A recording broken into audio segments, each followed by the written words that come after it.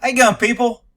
If you're going to get shot at while working, you might as well work at a medical supply place. At least you can help yourself. The gun! Drop the gun! My big problem here is backstop. This cop Drop the gun! has no consideration for somebody standing behind. The odds of hitting a running person at this distance with a pistol is slim to none. It is very difficult. So, him shooting, my guess is all of his rounds when he was in front of the store went into the medical supply. Drop the gun!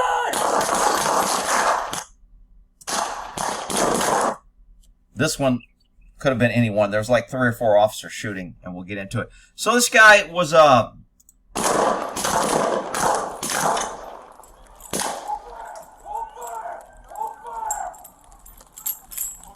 21 shots fired. Okay, so they have a lot of plainclothes detective. According to the description, this is the NRT, Neighborhood Response Team.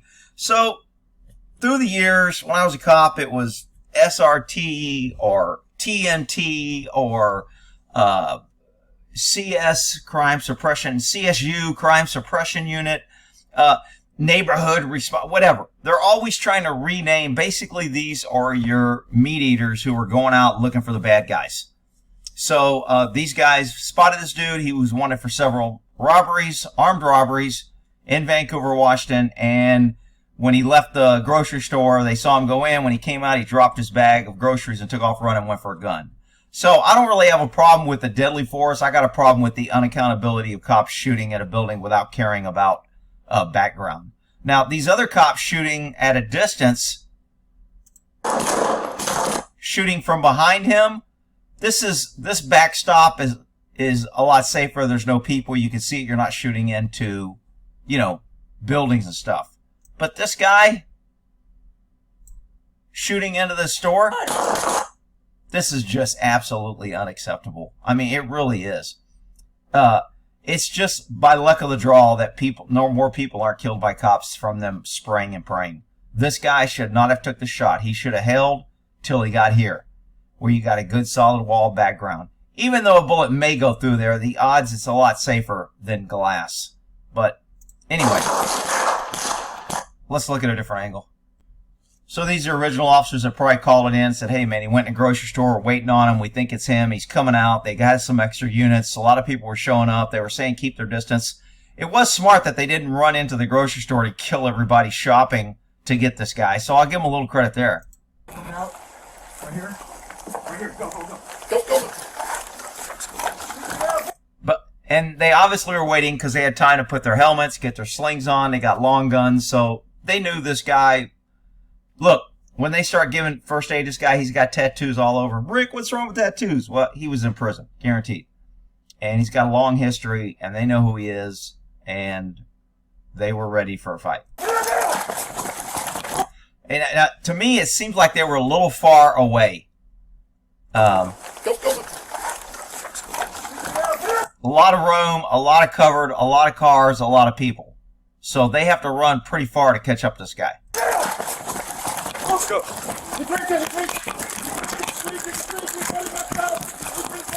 Get out! Please, get out! You're gonna get shot!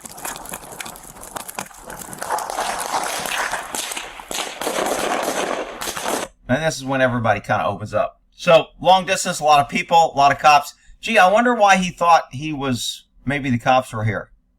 Not the most secretive parking, but whatever. Now, what do you do if you're in the middle of this parking lot and you see cops running with guns and helmets and screaming? Distance is your friend. Go the opposite direction.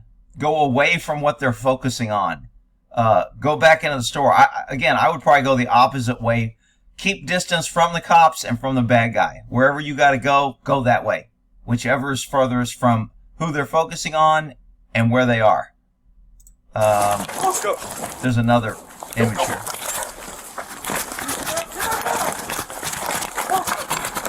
He's right there.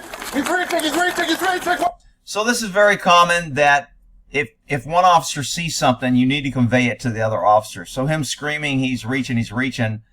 He's wanted for armed robbery. The odds that he has a gun is probably high. So the fact that he's wanted for armed robbery, they recognize him. Now he's running and now he's reaching. Totality of circumstances is he's probably going to pull out a weapon. I know somebody will say, you can't shoot somebody just because they're reaching, Rick. That's not, I'm not saying they did the shove just because he's reaching. One cop says he shot at him. I don't know if he pointed a gun or not. I couldn't tell. 20 westbound! He's reaching his waistband! Get on the ground!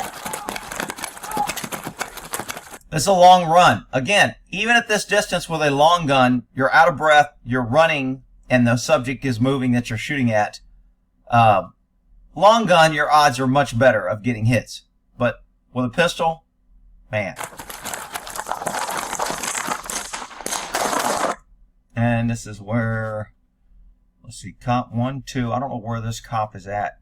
He might be behind a car shooting. So we have 2 cop cars. This guy was chasing. The guy's video was chasing. There's another guy behind him. So we've got good 6-8 officers here.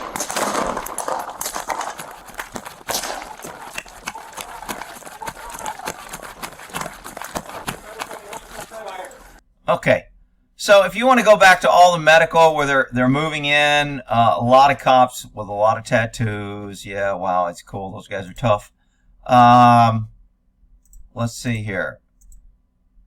And again, if you want to go through and see, there's a couple of women in there that pretty much do nothing. They just act like they're touching and holding and screaming and whatever. So lots of tattoos on the suspect. If you want to watch us on police activity, thanks for uploading. All right, we'll end that there on a bunch of things, whatever you want to take from it. Y'all have a good one.